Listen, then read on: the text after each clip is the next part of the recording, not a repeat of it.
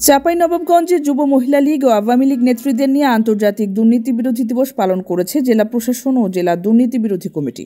এ নিয়ে তীব্র সমালোচনা ও দিবস পালনের ছবি সামাজিক যোগাযোগ মাধ্যমে ভাইরাল হয়েছে। সোমবার সকালে দিবসটি উপলক্ষে মানববন্ধন ও আলোচনা সভার আয়োজন করে চাঁপাইনবাবগঞ্জ জেলা প্রশাসন ও জেলা দুর্নীতি প্রতিরোধ কমিটি।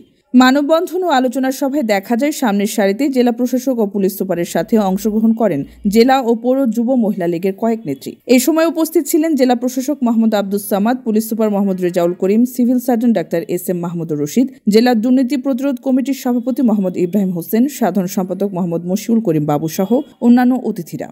জেলা প্রশাসনের কর্মকর্তা ও জেলা দুর্নীতি প্রতিরোধ কমিটির সদস্যদের সাথে সামনের কাতারে মানববন্ধন ও আলোচনা সভায় অংশগ্রহণ করেন জেলা যুব মহিলা লীগের প্রচার সম্পাদক বিউটি আক্তার, সদস্য আকসানা খাতুন, চাঁপাইনবাবগঞ্জ পৌর যুব মহিলা লীগের সভাপতি জুই আক্তার সহ আরও কয়েকজন মহিলা ও যুব মহিলা লীগ নেত্রী। সকালে দিবসটি পালনের পর থেকে সামাজিক যোগাযোগ মাধ্যম ফেসবুকে বইছে তীব্র সমালোচনার ঝড়। নাম প্রকাশ না করার শর্তে বৈষম্য বিরোধী ছাত্র আন্দোলনের এক সমন্বয়ক বলেন, অনিয়ম, অন্যায়, দুর্নীতি, বৈষম্যের বিরুদ্ধে হওয়া দীর্ঘ আন্দোলনের পর পতন হয়েছে চরম দুর্নীতিগ্রস্ত আওয়ামী লীগের। অথচ আন্দোলনের পর এমন পরিস্থিতিতে তাদেরকেই নিয়ে দুর্নীতি বিরোধী দিবসের অনুষ্ঠানে অংশগ্রহণের সুযোগ দেওয়া হচ্ছে। এমন অবস্থা চলতে থাকলে আগামীতেও আমরা আবারও রাস্তায় নামতে বাধ্য হব।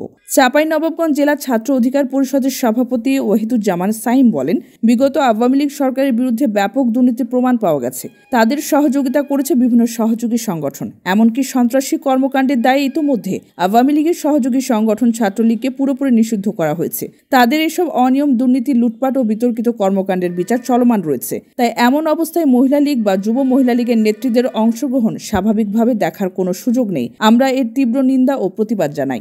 এ নিয়ে জেলা বিএনপির সদস্য সচিব রফিকুল ইসলাম বলেন, এটি মেনে নেওয়ার মতো বিষয় না।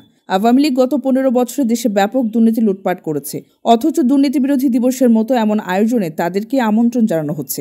বিষয়টি অত্যন্ত দুঃখজনক। আওয়ামী লীগের প্রেতাত্মারা এখনো প্রশাসনে বসে তাদেরকে পুনর্বাসনের কাজ করে যাচ্ছে বলে মন্তব্য করেন তিনি। জেলা দুর্নীতি প্রতিরোধ কমিটির সাধারণ সম্পাদক মোহাম্মদ মশিউল করিম বাবু মুঠোফোনে বলেন, ঘটনাটি অপ্রত্যাশিত। আমরা কখনো এসব আয়োজনে কোনো রাজনৈতিক দলের নেতাকর্মীদের আমন্ত্রণ দেই না। আন্তর্জাতিক দুর্নীতি বিরোধী দিবসের মানববন্ধন ও আলোচনা সভার পর জেলা প্রশাসকের কার্যালয়ে আয়োজিত বেগম রোকেয়া দিবসের অনুষ্ঠানে তারা এসেছিল। সেই সুযোগে হয়তো আমাদের আয়োজনে তারা ঢুকে পড়েছিল। তবে ভবিষ্যতে এসব বিষয়ে আরও সতর্ক থাকব আমরা। আগের সরকারের কোনো দোসরদের অনুষ্ঠানে আমন্ত্রণ জানানো হয়নি উল্লেখ করে এ বিষয়ে জেলা প্রশাসক মোহাম্মদ আব্দুস সামাদ বলেন, জেলা দুর্নীতি প্রতিরোধ কমিটির সহযোগিতায় অনুষ্ঠানের আয়োজন করা হয়েছিল। অংশগ্রহণকারীদের আমন্ত্রণের বিষয়টি তারা তদারকি করে। হয়তো অন্য কোনো কাজে এসে এই আয়োজনে ঢুকে পড়েছিল তারা। তবে এই বিষয়ে আগামীতে আরও বেশি সতর্ক থাকার আহ্বান জানান জেলা প্রশাসক।